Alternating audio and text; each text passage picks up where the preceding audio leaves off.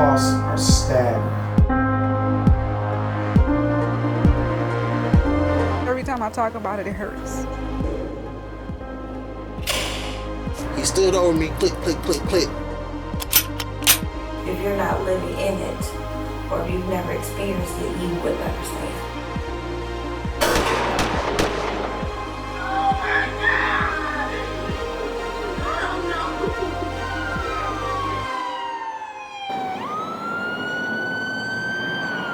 1,280.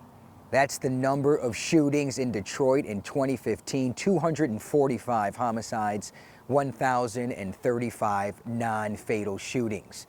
Of course, those numbers don't even come close, not at all, to telling the full story. What happens when someone gets shot? What happens to the victims, their families? Who's paying the price? It's a large toll. That's what we found out during this journey. Me, my photographer, Johnny Sarton, also producer Lisa Gass. I've been on the streets for about 14 years, working nights, going to a lot of these scenes. I take it that's the victim right there. Did you duck for cover and get down? Of course I just, I mean, just like this. And the same question keeps coming up. How do you do what you do? Don't you bring this stuff home with you? Looking at the crying mothers, the crying brothers and sisters, those violent crime scenes throughout the city. The answer is, of course I do. I'm human just like everybody else. I try to bury it in my subconscious, but it still eats at me and bothers me every day. I may go home and think about it for 2 or 3 days, but unfortunately, it's on to the next story. You ever stop smiling? No? Except for when I'm asleep. Except for when you're sleeping? How you feel right now? You feel good? You feel kind of strong? Yes. You feel positive? Yes. The first part of this journey brought us to little 9-year-old India Williams. She was shot 2 years ago when she was 7 years old. She was just riding her bike down the street when someone came up and started firing shots. She was an innocent victim. She's now in a wheelchair and told she may never, ever walk again. You know how to whip and nay-nay? Come on, ready? You gonna do it together? Right? What? That's all you're doing? That's all you're doing? I couldn't run to her fast enough, so, I mean, it was like I was moving too slow. She was on the ground calling for me, and I never expected to be her or nobody's kid, but it happened. We just came home from church. She was outside playing, riding her bike like a normal kid, and was a victim of gun violence. She was just being herself.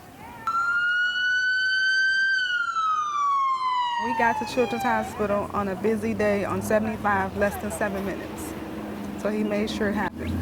That's how I think everybody sees this stuff. They think of their own family and their kids, you know what I mean, and try and act the same way. I mean, I was thankful for him showing up at the scene, because I don't know. I was stuck, like literally. I don't think I would have been able to react or anything, because I was numb and I was just staring like, this can't be my baby. And I'm in the medical field. I knew what to do. I knew what steps to take, but I was stuck. Trying to get her there safely, trying not to wreck the car, trying to deal with traffic, worrying on what's going on in the back. Is she still alive? Is she going to make it? What do you think about you being in this wheelchair? It's fun. You think being in the wheelchair is fun? What do people say to you when they come up and talk to you? I'm a beautiful little girl. That you're a beautiful little girl? How many people come up to you and say you're a beautiful little girl? Everybody? I said that to you earlier, didn't I? Some of most everybody. Some of almost everybody? How difficult is it to see your baby right here in a wheelchair trying to get back to a normal life? It's very difficult. Seeing her not being able to just go run and play with the rest of the kids, it's more harder on me, I think, than it is on her. Because throughout the whole thing, she's been okay. Like, she just keep trying and working harder and what are you thinking about now? Keep Because up. I see you getting emotional. Because every time I talk about it, it hurts. So, that's my baby. She's not normal no more. Do you ever remember somebody ever telling you you wouldn't be able to walk? My mom said that the nurse said that I wasn't going to be able to. But you don't believe that, right? I don't believe it. You're gonna walk.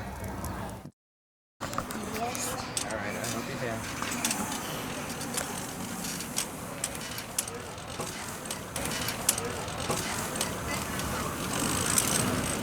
know you see it every day, but do you think about the future with her?